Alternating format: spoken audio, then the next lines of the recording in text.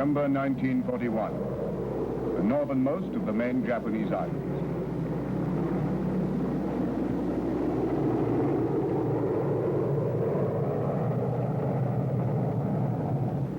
Six Japanese aircraft carriers are being brought to full strength. Japan is going to war against the United States of America and the British Empire. Japan is going to war because she's been unable to find any other way to relieve the economic sanctions which the United States has placed against her. For the oil of the Dutch East Indies, for the rubber of Sumatra and Burma, for the tin of Borneo, and above all, for a free hand in the conquest of China, Japan is going to war. France and Holland have fallen. England is all but defeated. Russia has been invaded by the Germans. All the restraining powers, but one, are incapable of stopping Japan's expansion.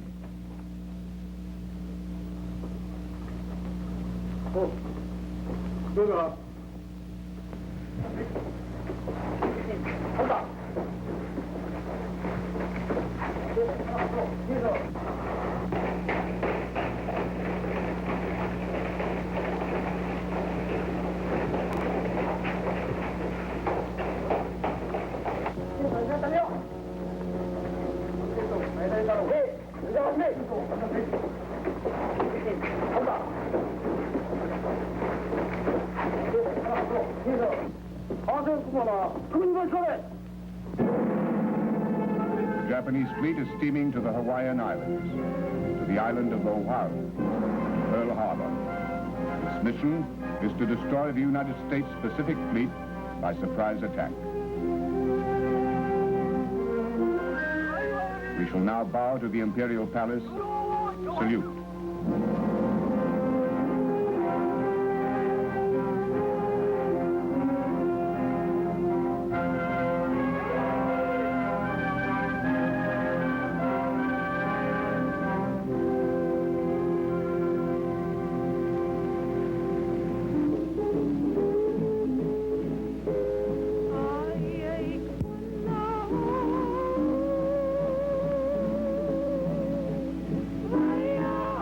Message received in code at Pearl Harbor from Chief of Naval Operations, Washington, D.C., to Commander, United States Pacific Fleet.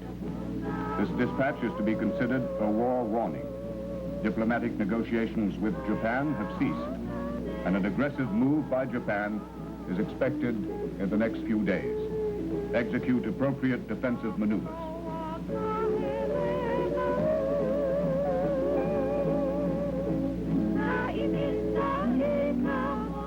November 26, 1941. Message received in code at Pearl Harbor. From Chief of Army War Plans to American Army Commander, Oahu. Negotiations with Japan seem to be terminated.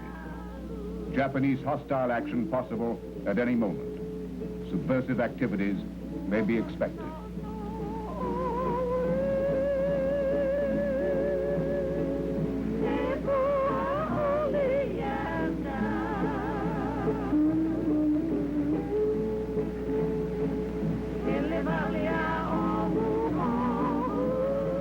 Japanese secret message intercepted and later decoded in Washington. From Japanese Foreign Office, Tokyo, to Japanese Consulate, Hawaii. Strictly secret. Please investigate comprehensively the American fleet bases in the neighborhood of the Hawaiian military reservation.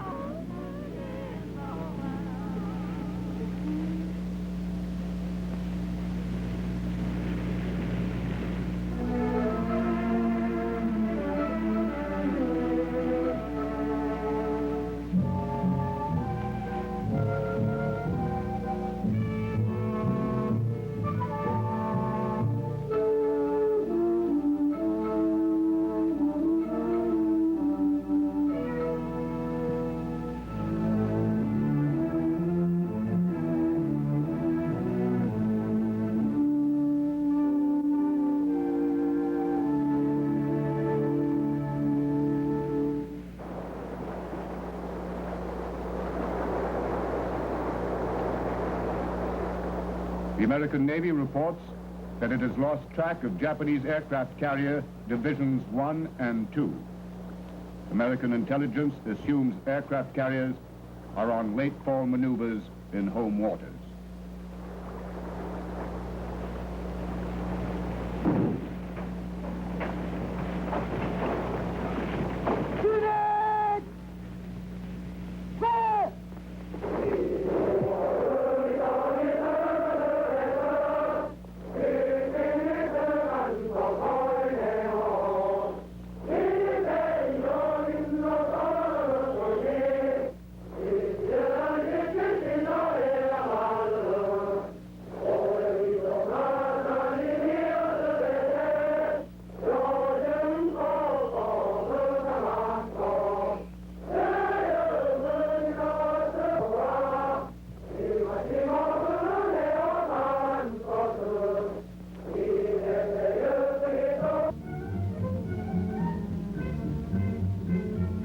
Message received from Admiral Yamamoto in Japan.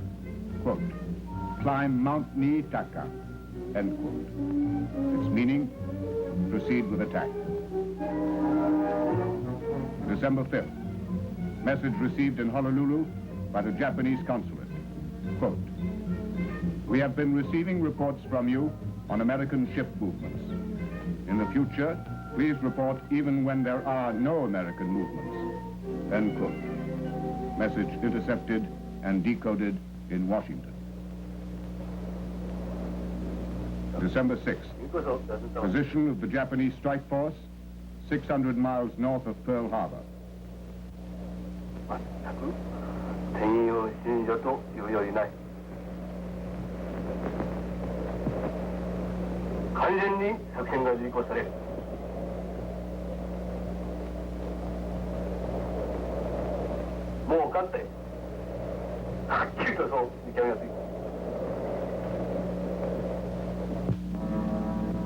The toast is drunk in all wardroom and messes, the Emperor.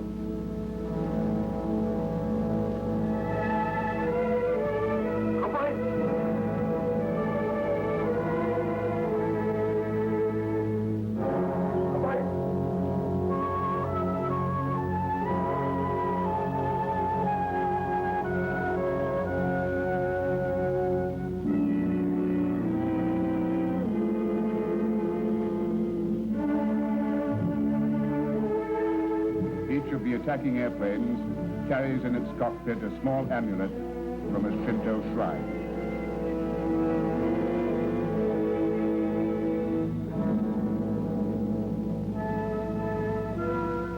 The planes are dedicated with sake. Midnight, December 6th, Pearl Harbor. The American military receives a report that the Japanese consulate is burning papers under the cover of night. No steps are taken.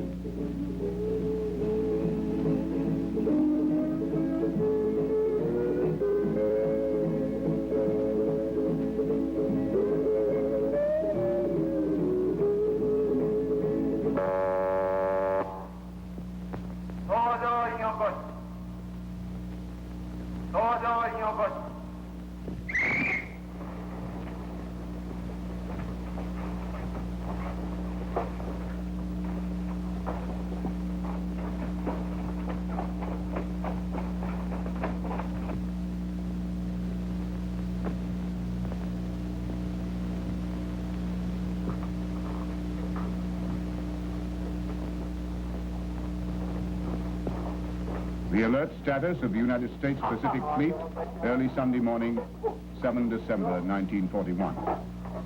Almost all the American fleet, excluding the aircraft carriers, is moored at Pearl Harbor. No American anti-aircraft balloons are flying. No torpedo baffles are set. There is no reconnaissance screen. No offshore patrols. 50% of the American sailors are on shore.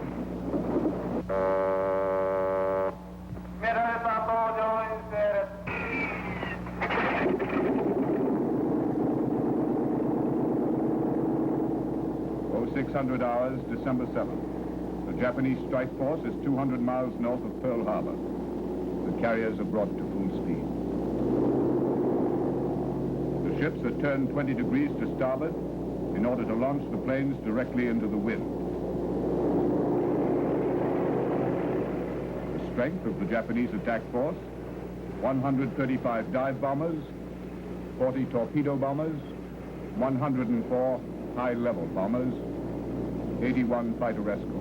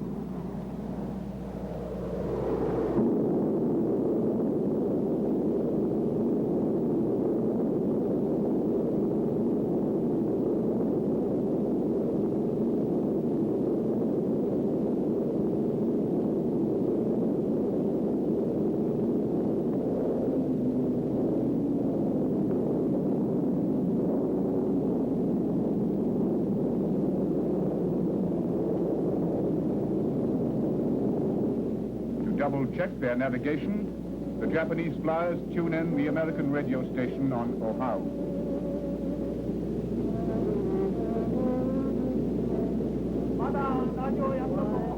The American station unwittingly serves as a radio beacon guiding the Japanese attackers towards Pearl Harbor.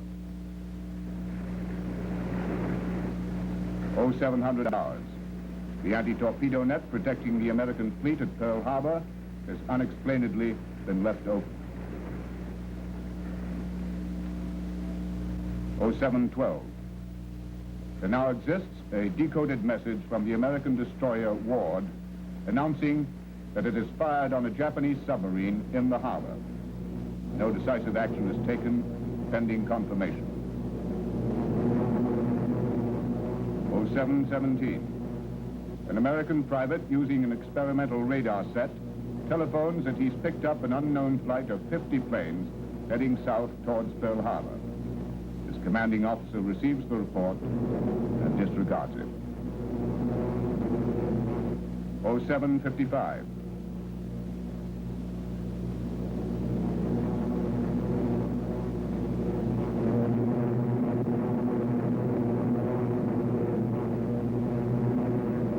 The first wave of Japanese planes attacks the American Air Corps to prevent a counterattack.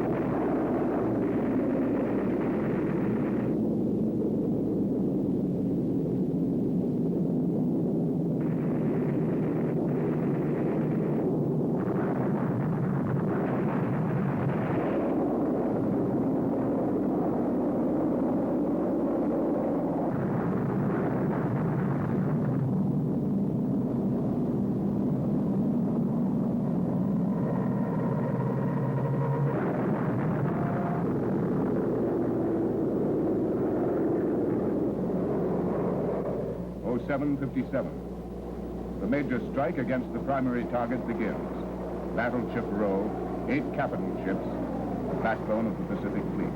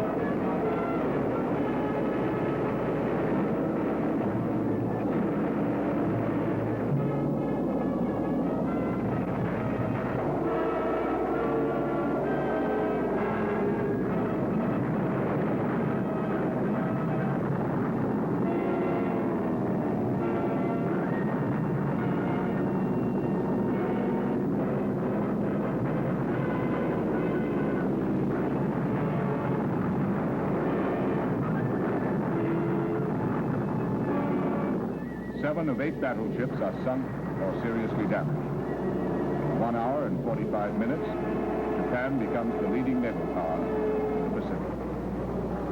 The Japanese success is beyond their expectations.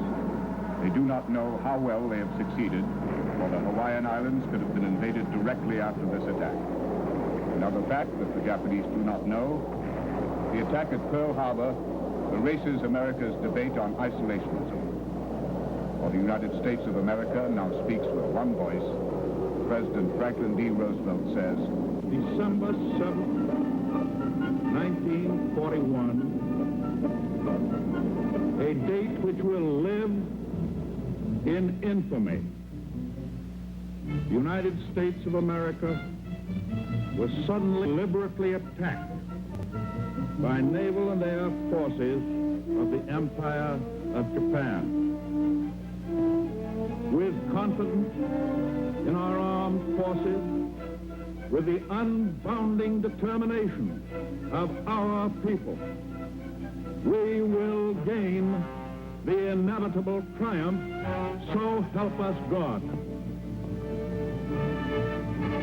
ask that the Congress declare that since the unprovoked and dastardly attack by Japan on Sunday, December 7th, 1941, a state of war has existed between the United States and the Japanese Empire.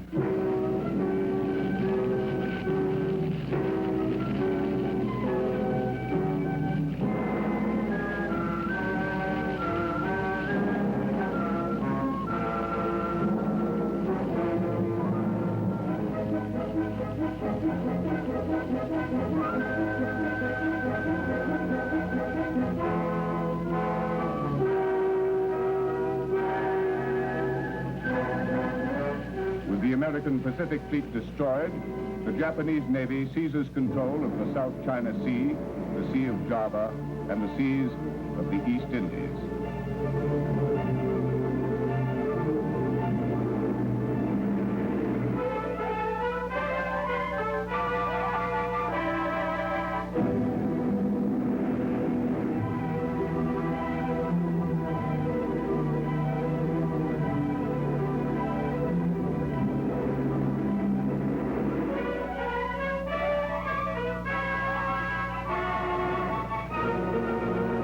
The Japanese army plunges into Southeast Asia. One after another, supposedly impregnable Allied fortresses fall.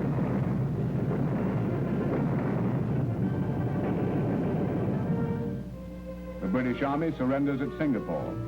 With the fall of Singapore, the Japanese dominate Southeast Asia.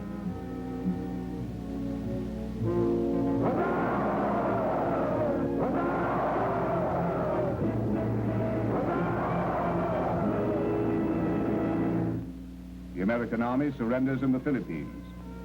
With the fall of the Philippines, the Japanese control the Central Pacific. The surrender of the American army removes all European and American economic competition from Asia.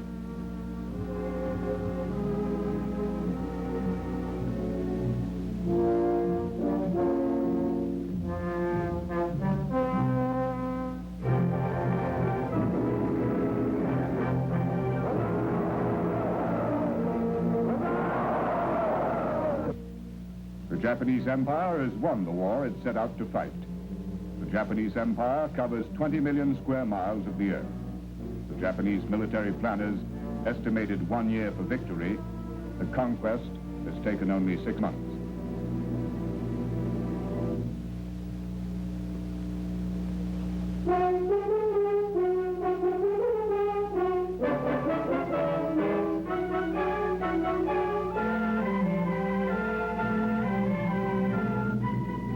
Japan has defeated the greatest military and naval powers in the East. Japan is diseased with military success. Of all the Japanese arts and all the Japanese virtues, none seems so high as to be a soldier and die for the emperor.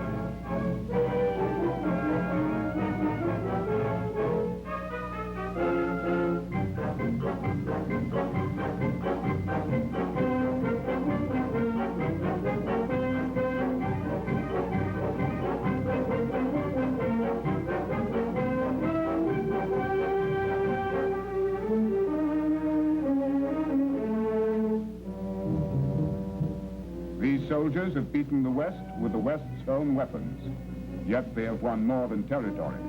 They have removed the last doubts as to the superiority of the Japanese arms and the superiority of the official state religion.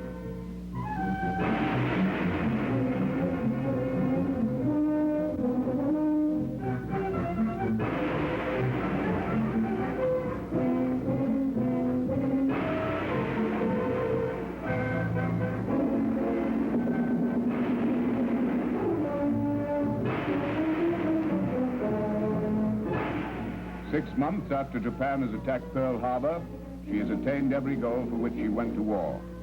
It is suggested quietly that Japan offer to negotiate peace with the United States. Japan needs time to digest and organize her empire.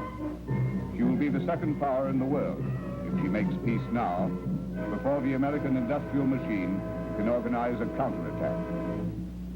But the Japanese military has taken over the religion and the seats of political power.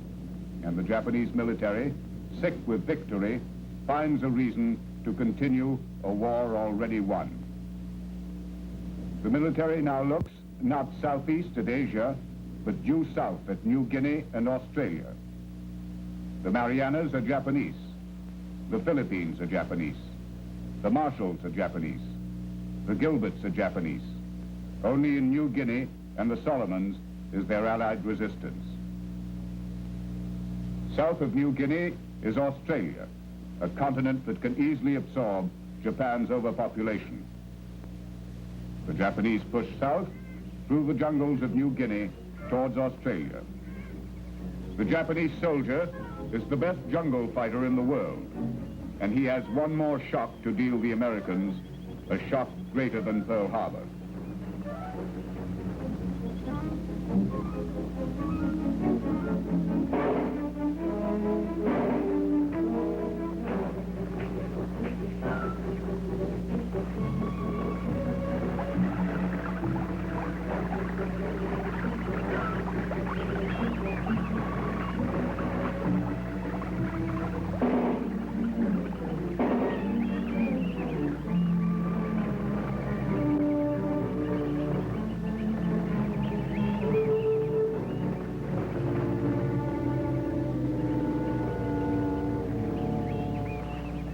The Americans are in New Guinea with minimal forces.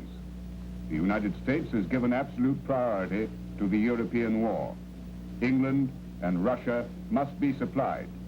France is to be liberated. Only enough materiel is sent to the South Pacific to hold the line. The Australians lead the Americans into the jungle. The American soldier has not been prepared for this kind of fighting. His equipment and his training are for the mild European climate. Suddenly, he must worry about water snakes, mosquitoes, and malaria.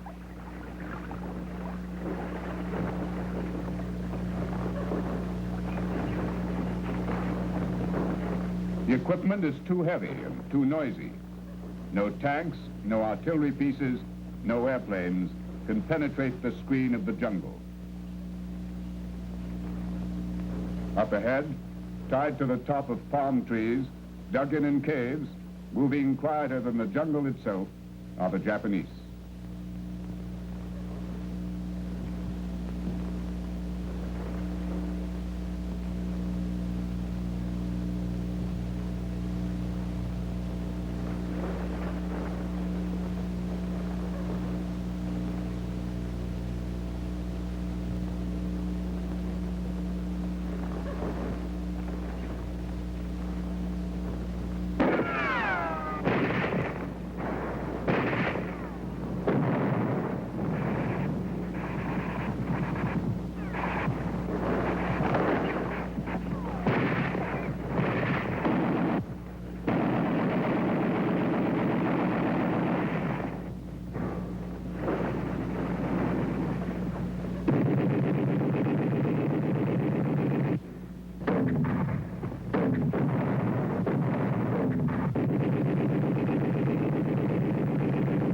Japanese patrol is stopped and surrounded. By all the rules of European warfare, it should surrender. But not one Japanese soldier surrenders. There is no word for surrender in the Japanese military code. They will fight until they are killed. They will kill until they are killed. The Japanese die, but they do not surrender. Before they die, they kill a high number of Allied soldiers. How to fight an enemy who will not surrender. For the American soldier, the Japanese become the most feared and mysterious enemy he has ever faced in any war.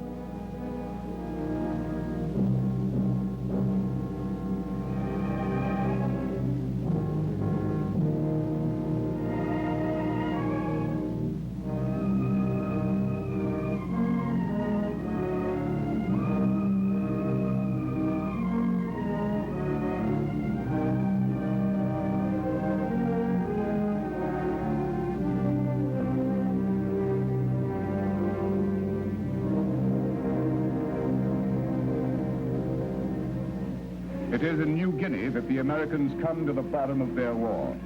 Civilized man cannot live in the rainforests of New Guinea. 120 inches of rain per year.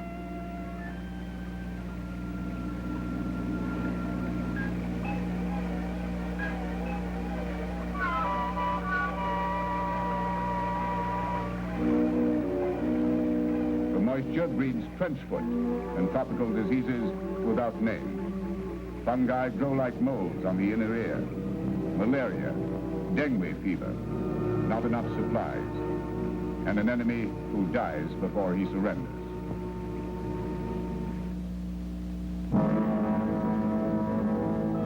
In early 1943, there is total censorship in Japan.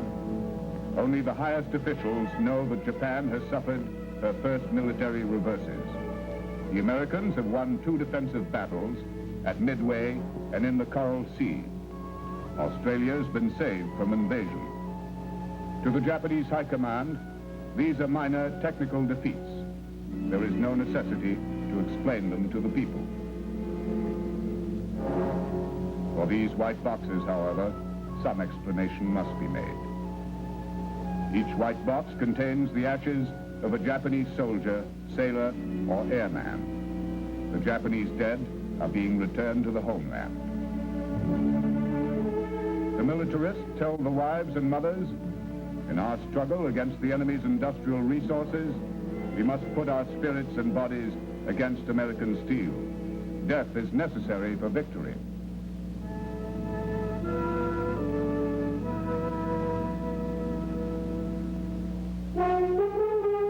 The General Staff also says, the only thing we fear is that the enemy will not come out to do battle.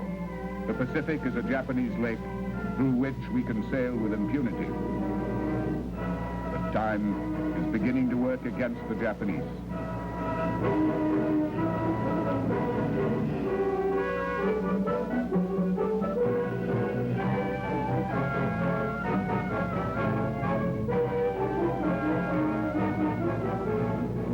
In the months after Pearl Harbor, the new United States fleet has been built.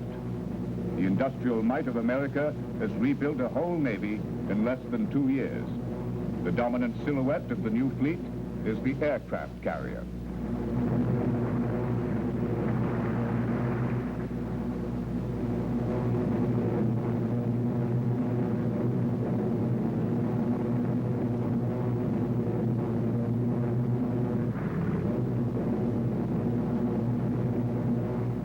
An aircraft carrier is a landing strip moving at 30 knots into the wind.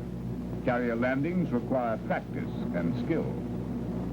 Flaps down, arresting gear down, power on. Both eyes on the landing signal officer. The technique is to keep the nose high and the tail low so that the tail hook will catch one of the wires stretched across the deck. There's a slot that leads down the center of the deck, and the landing signal officer's job is to see that the plane comes down the groove. Pick up your wing, set it down easy.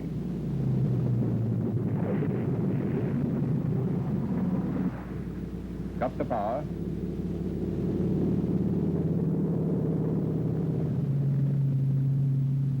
Out of the groove, waved off.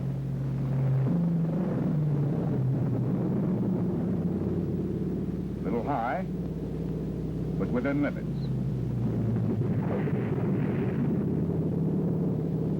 Bad landing. He bounces over the deck wires and hits the barrier that protects the aircraft parked forward.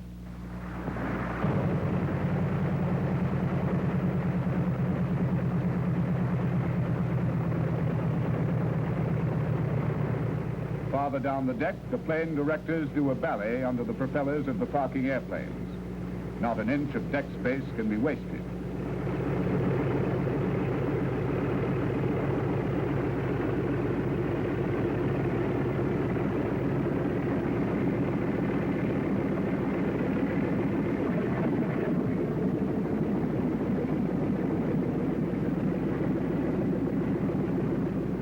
Fold the wings.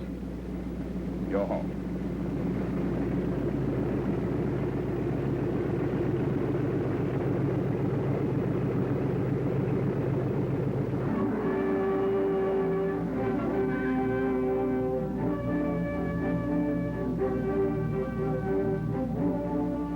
1943. The new Pacific Fleet is being ordered into its greatest defensive action to date.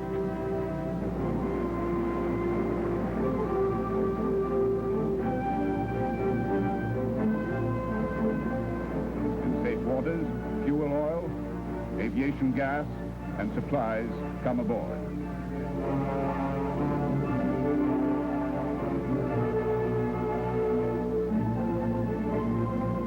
The fleet gathers.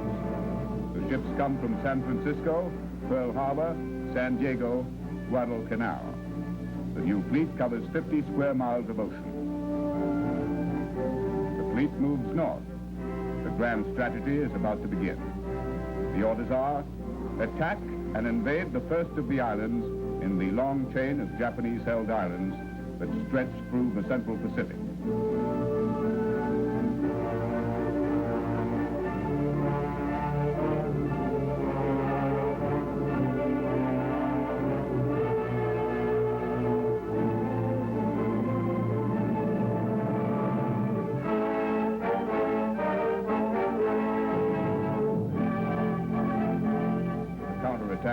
Is about to begin.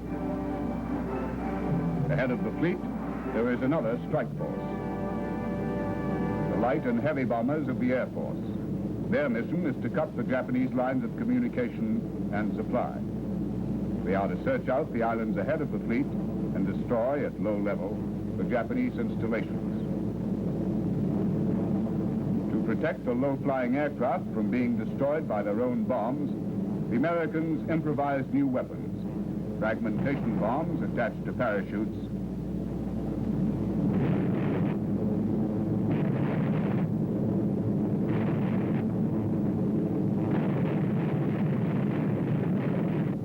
delayed action bombs.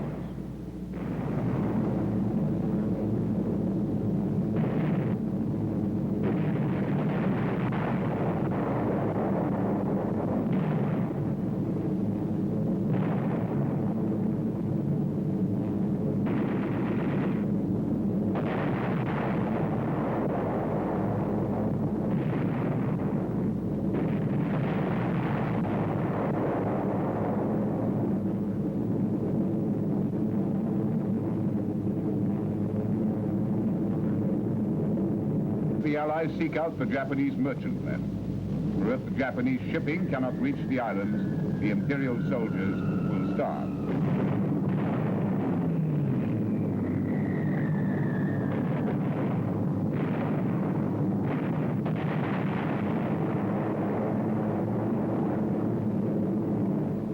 The Royal Australian Air Force and the light bombers of the American Air Force prefer to attack at masthead height.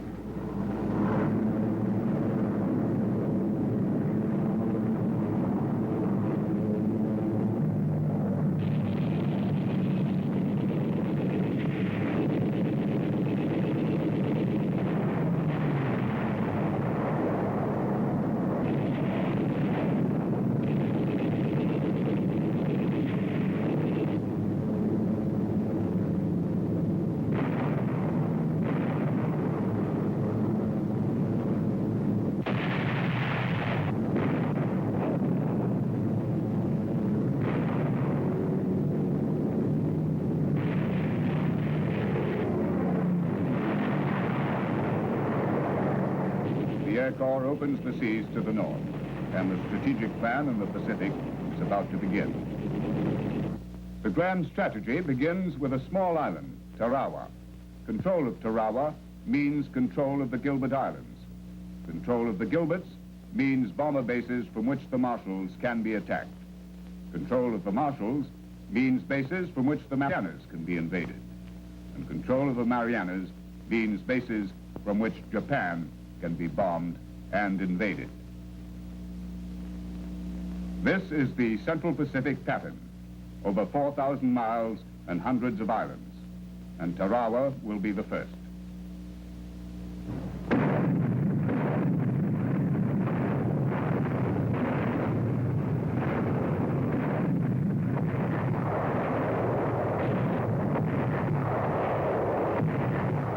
The fleet is off Tarawa in strength. The strategy is not to invade every island in every group, nor is it to attack the most strongly defended islands. The strategy is to bypass the Japanese forces and seize bases in each island chain. From these bases, the Japanese on the neighboring islands will be neutralized, and bomber strips will be built to attack the next chain of islands. Some of the landings will be unopposed.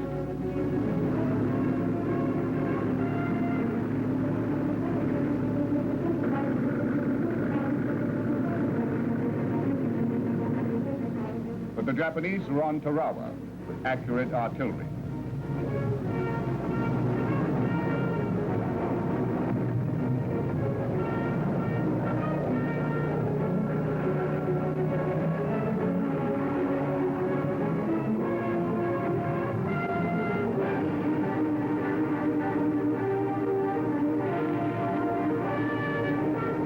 At Tarawa, the landing craft run aground in the shallow coral lagoon.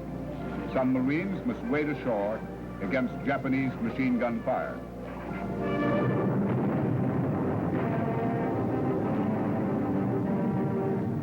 "72 times on 72 islands, the beach will be gained. At Tarawa, on the first day, the Marines gained the beach, but no more. And not all the men get there.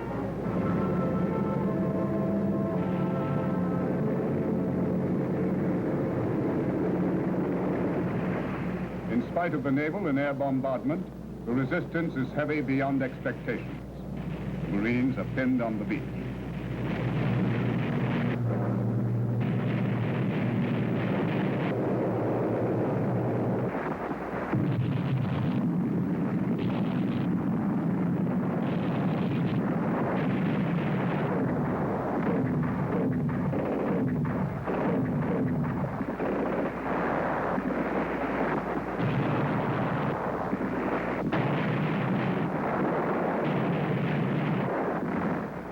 "72 times the Americans will move inland, and 72 times the fight will be decided by flamethrowers and small arms."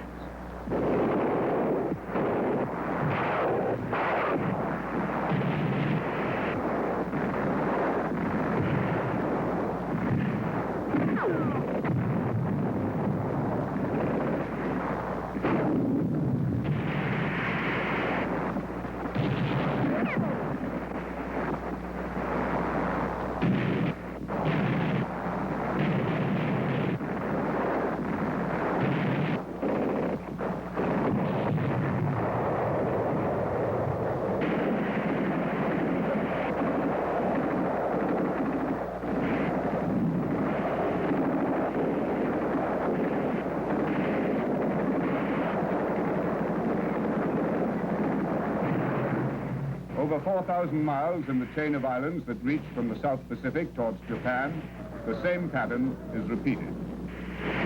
Over 4,000 miles from the sand and coral of Tarawa to the scrub trees of the Marianas, it is the same. The Japanese resist to the last man. The last man must be killed. Unless he's killed, the last Japanese will come out of his cave at night and kill. There is only one rule. If there is one Japanese on the island, he will fight. He will fight until he dies. The closer the Americans come to Japan, the more casualties they suffer, until finally a mathematical ratio arises. For every 2 Japanese on the island, the Americans will suffer 1 casualty. The ratio becomes as inevitable as death.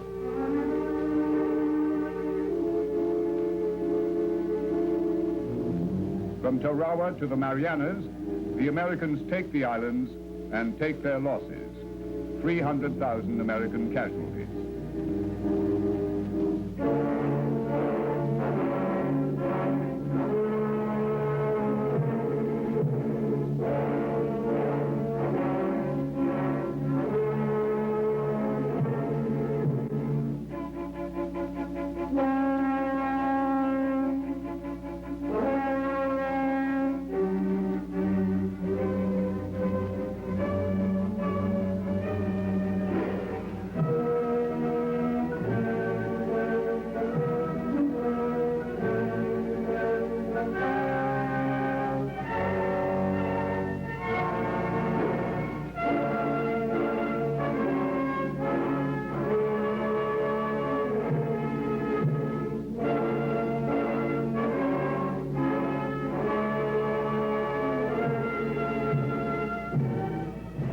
mathematics of invading Japan are now apparent.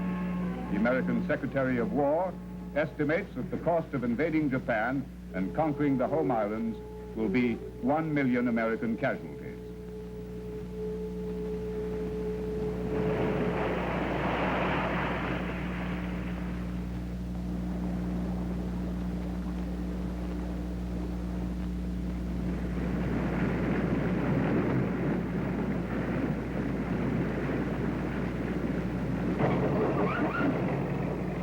The Pacific Islands have been taken for one reason: to build airfields. When the Marianas are taken, the pattern is repeated once more. This time, there's a difference. The runways are longer, wider. They are built for a new plane.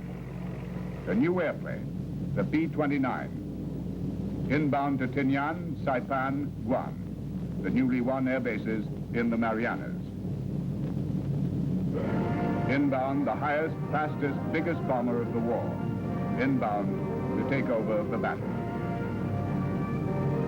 This plane has the longest range of any aircraft built in World War II. It can fly the 3,000-mile round trip from the Marianas to Japan. It bombs from 30,000 feet. It's a weapon of strategic bombardment, and its mission is to end the war by bombing out the industrial heart of Japan. This is what the sacrifice was for. This is why the islands had to be invaded.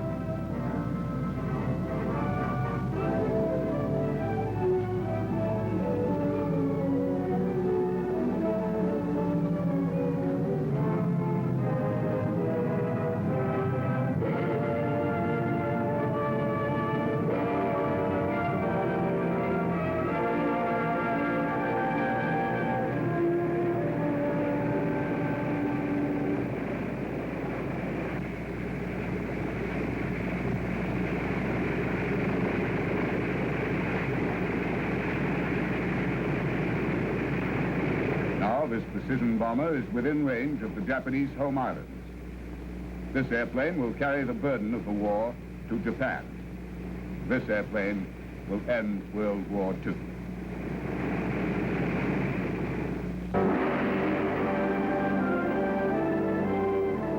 In early 1945, it becomes apparent to the Japanese that the Americans are threatening the invasion of the home islands. A time of desperation is beginning. Some Japanese turn to the sources of their beliefs: Shintoism, Confucianism, Buddhism. Japan has not one religion, but many.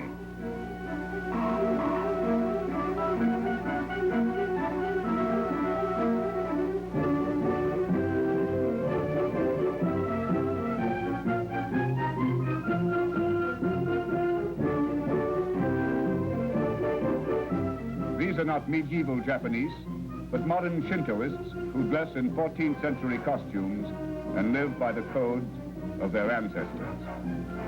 In the 14th century, a group of warriors, the samurai, evolved a code of military behavior called Bushido. One of the rules of Bushido is that in the event of disgrace or defeat, the warrior must commit suicide. Ceremonial suicide is to be judged not as an act of weakness, but as an act of the greatest moral strength. The 14th century code of the samurai was convenient for the modern Japanese military to adopt. When modern Japan succeeded feudal Japan, all codes, military and civil, Shintoist and Buddhist, merged into one: the worship of the emperor as a divinity. In 1945, the emperor is still considered divine. He is the symbol of the state and the throne of the state religion. For all practical purposes, the military has seized political and religious power. Japan's army is patterned strongly after the German army. However, it will fight to the death.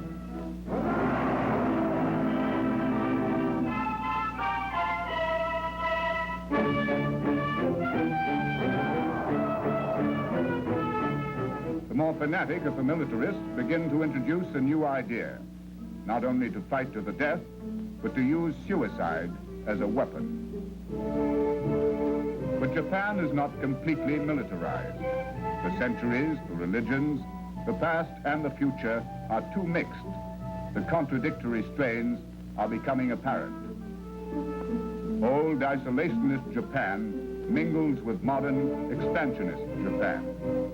Japan wears two costumes, progress and isolation. Japan has become the most industrialized nation of the East, the fourth industrial power of the world. Its old war machine runs on an industrial base. Yet Japan takes no great pride in her armaments. The Japanese spokesman says, the weapons of war are nothing more than the extension of the medieval samurai sword.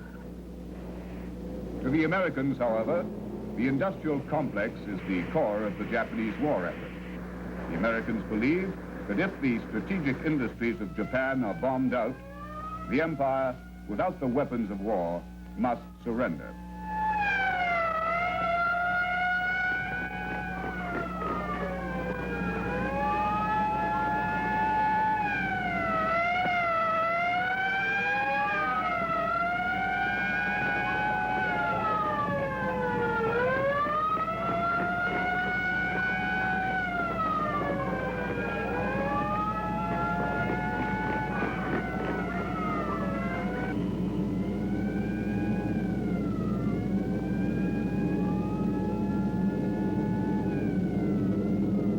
Day after day, the American fighter plane sweeps over the southern islands. It is with their heavy bombers, the B-29s, that the Americans try to repeat the pattern of the European war. Daylight, high-altitude, precision bombardment, directed solely against industrial targets. But the American bases are too far away. The weather makes sustained bombardment difficult. And at 30,000 feet, the winds are far stronger than over Europe. Additionally, Japanese industry is not as centralized.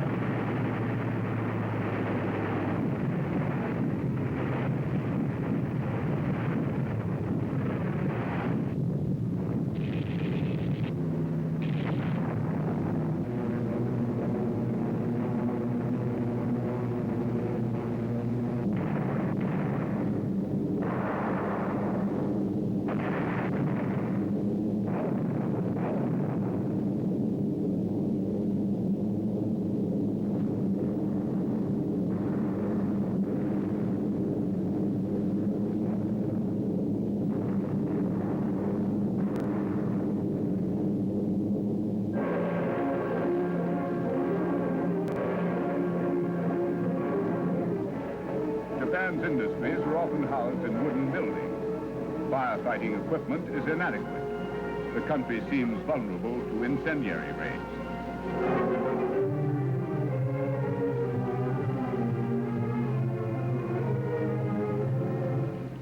The attacks against the Japanese aircraft industry are only moderately successful.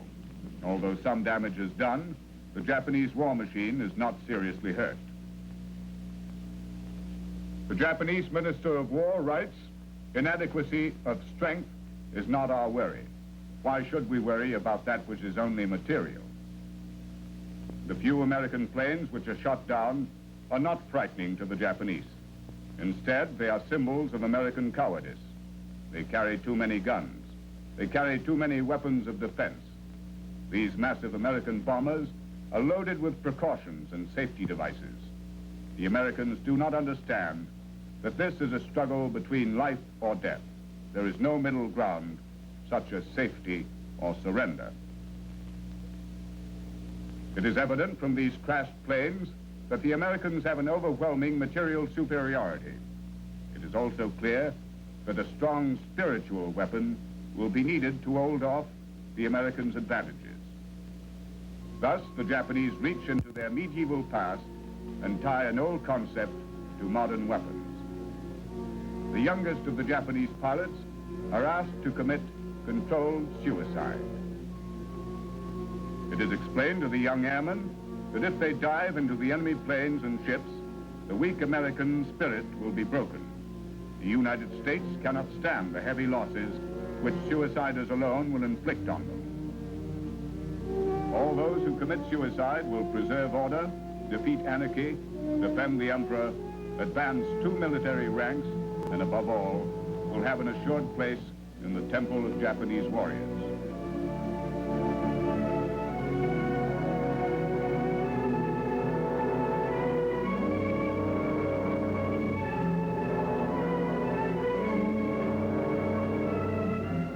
Some pilots will go out with less than 1 total day of flying experience. All that is necessary is to know how to control the plane and how to dive into the American planes and ships. They are taught only the rudiments of evasive tactics.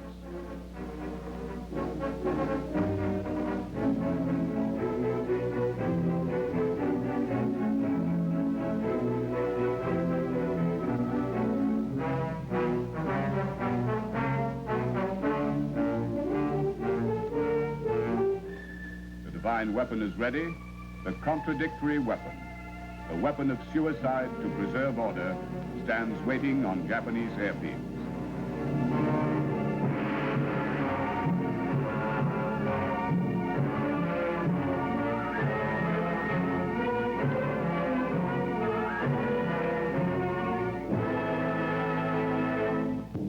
On the American airfields, the new B-29s also stand waiting.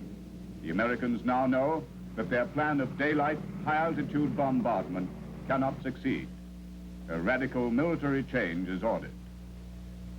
All armament, all weight-consuming defensive measures are to be taken out of the planes. All these things which make the B-29 a high-altitude bomber are to be removed.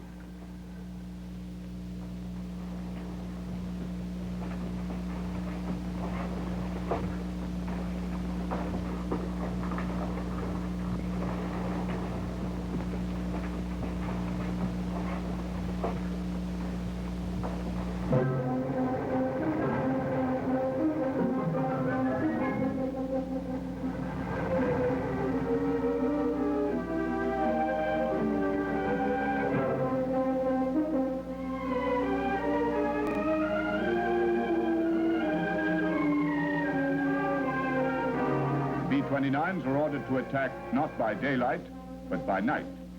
Not with high explosives, but with incendiary bombs. Not at 30,000 feet, but at 7,000 feet.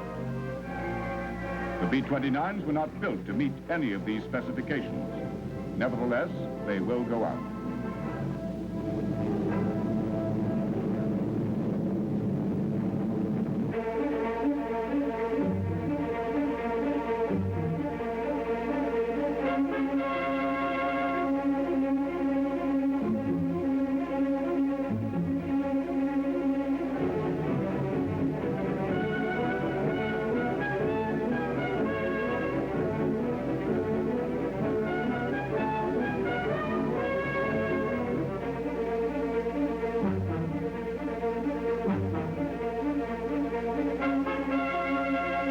Japanese night defenses are weak.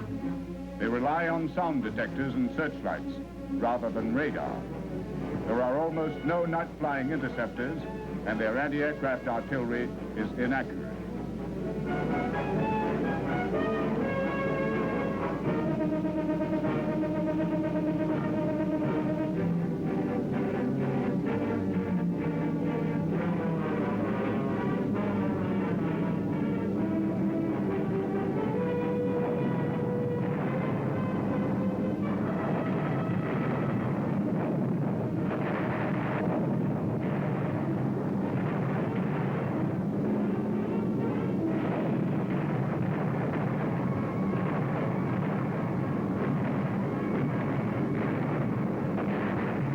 Japanese cities are built of wood. They are fire traps. March 9, 1945. The worst fire in the history of the world consumes Tokyo. In one night, 1 million people are burned out of their homes. In one night, more people are killed than the atomic bomb will kill at Hiroshima. Night after night, the B-29s burn out Japan, Tokyo, Kobe, Osaka, Nagoya. The Japanese cities, one by one, go up in smoke. The whole nation is on the edge of panic. There is no defense against the fire raids. Secretly, without informing the military, certain influential Japanese begin to discuss amongst themselves the means to arrange an armistice. The Minister of Home Affairs says there is no defense against these raids. To the Japanese, it is the end of the world.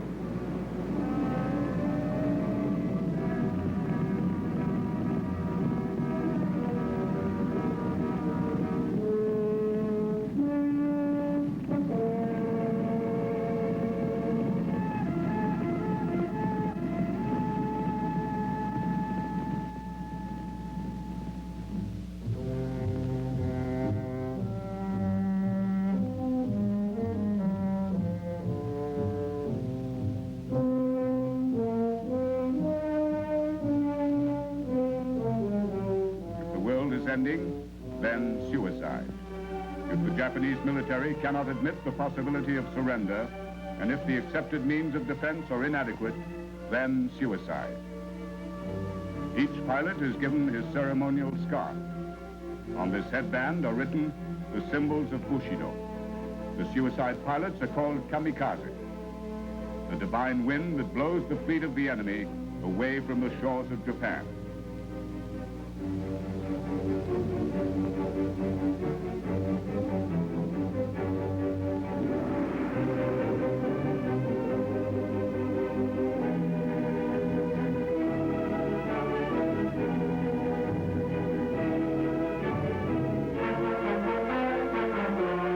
Kamikaze fly to death in a Western-style aircraft, 5 years behind the times.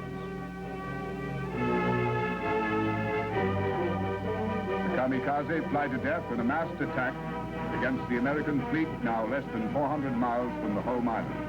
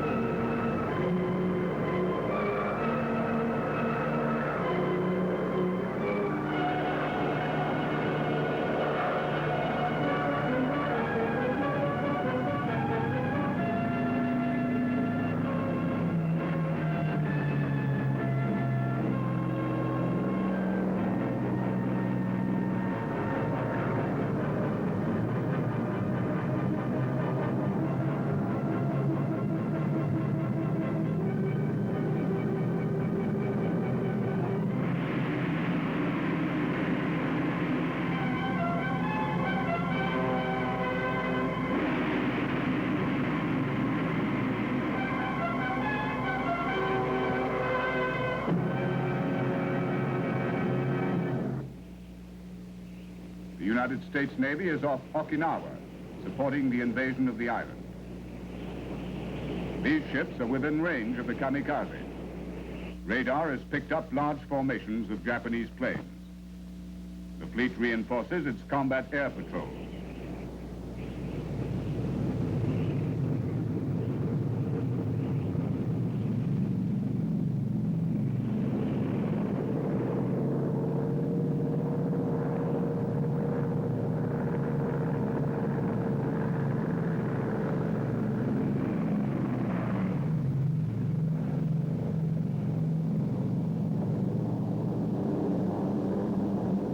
The Japanese divide their forces. Their best pilots are to engage the American combat patrols. Once the American planes are engaged, the suicide pilots will crash into the American fleet.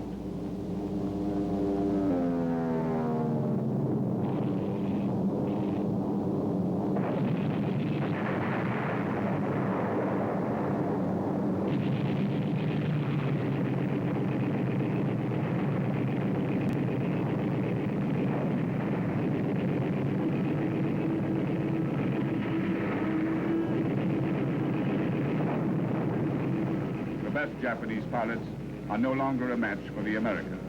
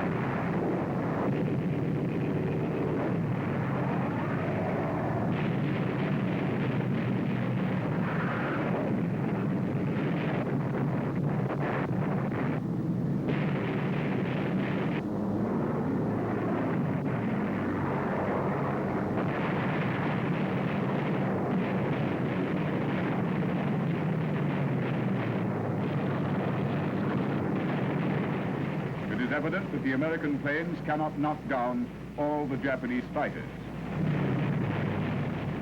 The Kamikaze concentrate on the American aircraft carriers. The American aircraft carrier, backbone of the fleet, is the prime target.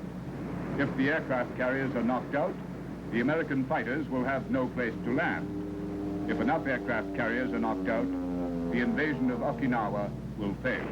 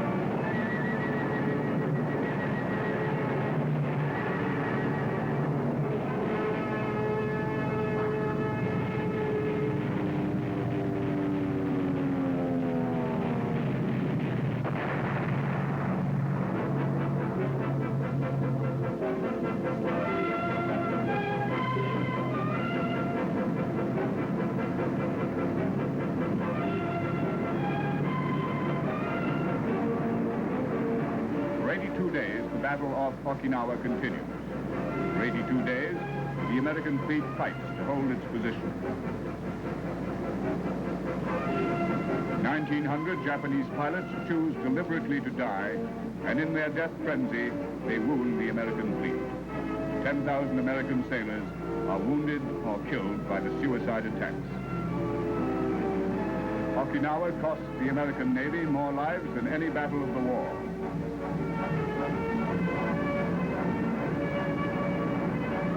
164 ships sunk or damaged. 8 aircraft carriers are struck. And the Japanese have 5,000 kamikaze pilots in reserve.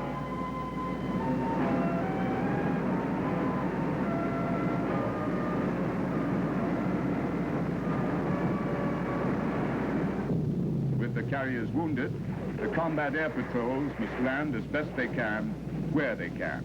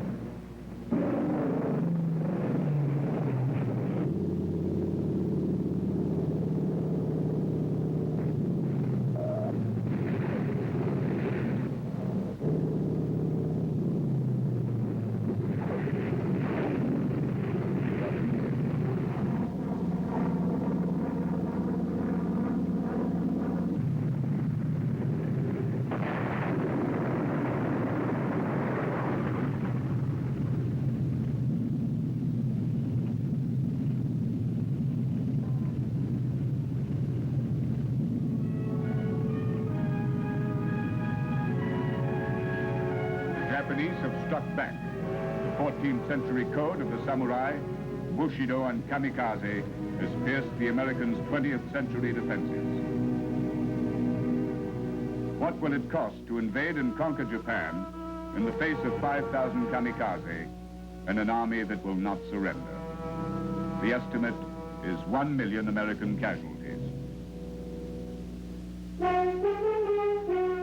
In Japan, as the crisis sharpens, the military recruits a home guard for a suicidal defense against the inevitable invasion. The war party uses the success of the kamikaze as an example to the whole country, particularly to the youth.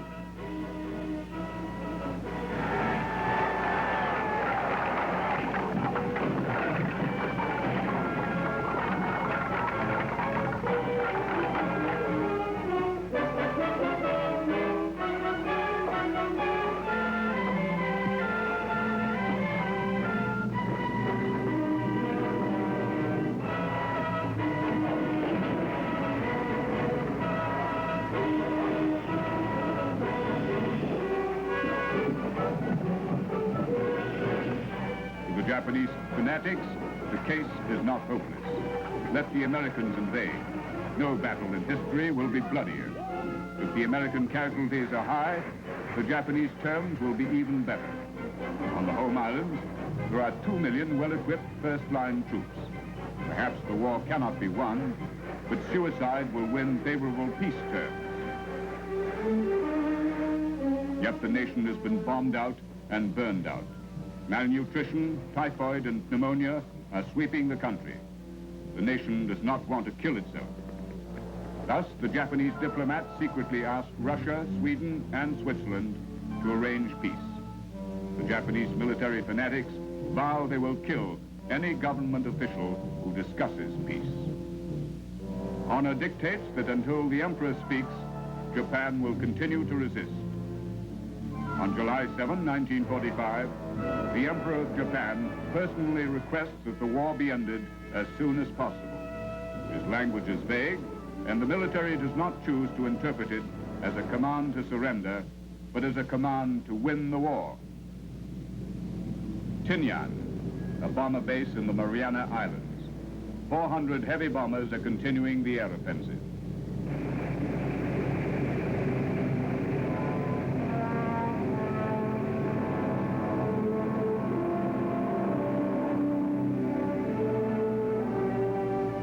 Day by day, the bombers are armed with high explosive and incendiary bombs. Until the invasion begins, these planes will continue their attacks.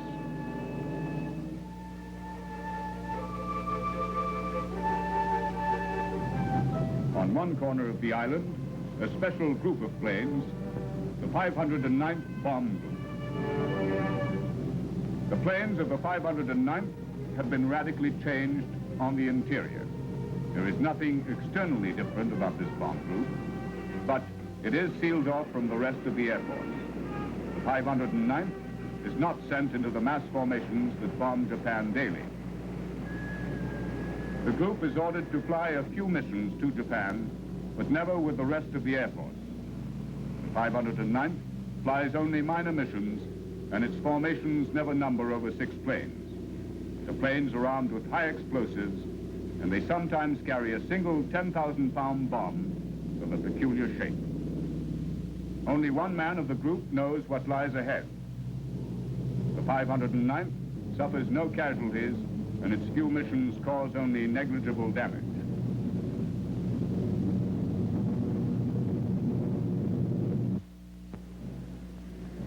August 6, 1945. The 509th Bomb Group has a major mission.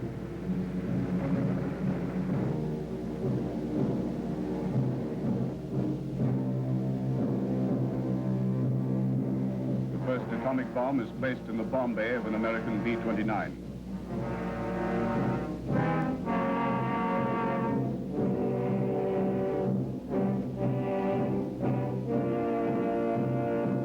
The bomb is extremely heavy. On a previous night, 4 B-29s carrying an almost equal weight have crashed on takeoff.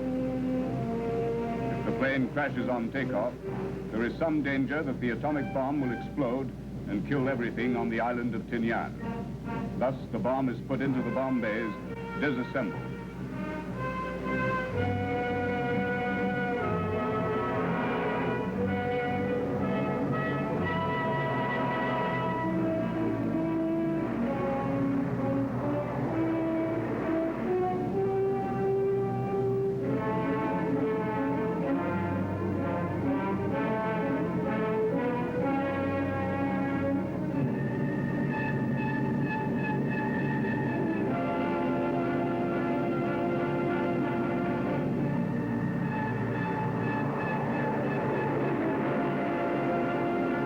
Directly after takeoff, the technician charged with arming the atomic weapon climbs into the bay and begins to reassemble the bomb.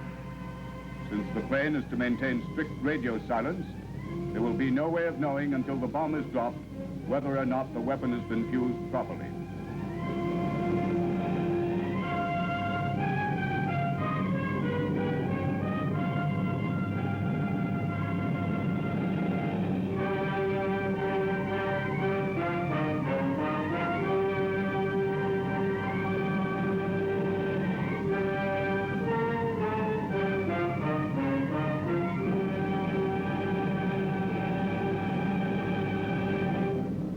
Hiroshima, headquarters of the Japanese army.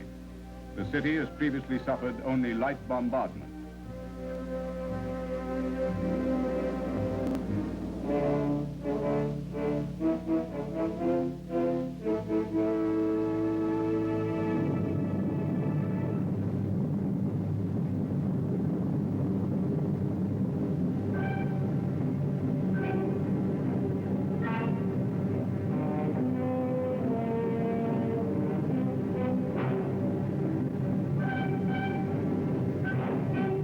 Bombardier is not to bomb by radar. The city must be visible to the bombardier's eye. The weather over Hiroshima, clear. The bomb run lasts exactly 4 minutes, 8:11 to 8:15, Hiroshima time.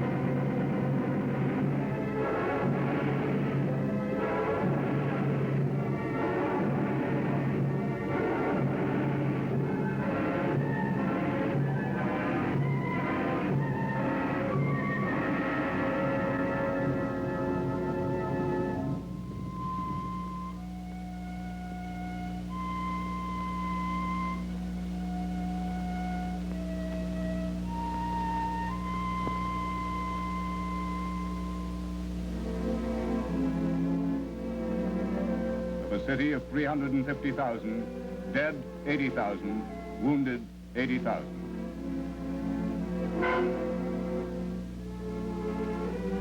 At first, the Japanese do not know what has hit them. They can see that most wounds come from blast and heat.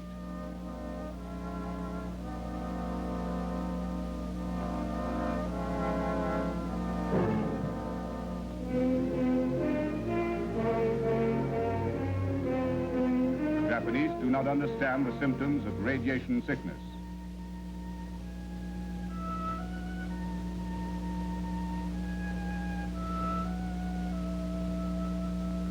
The plane has carried a bomb equal to that of more than 2,000 bombers carrying conventional weapons. One plane has dropped a bomb equal to 20,000 tons of TNT.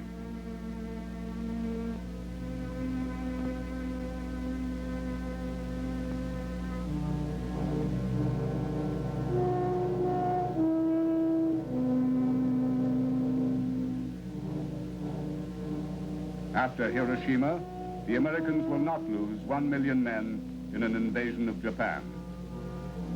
After Hiroshima, Japanese fanaticism will crumble. After Hiroshima and Nagasaki, the Emperor will demand that Japan be surrendered.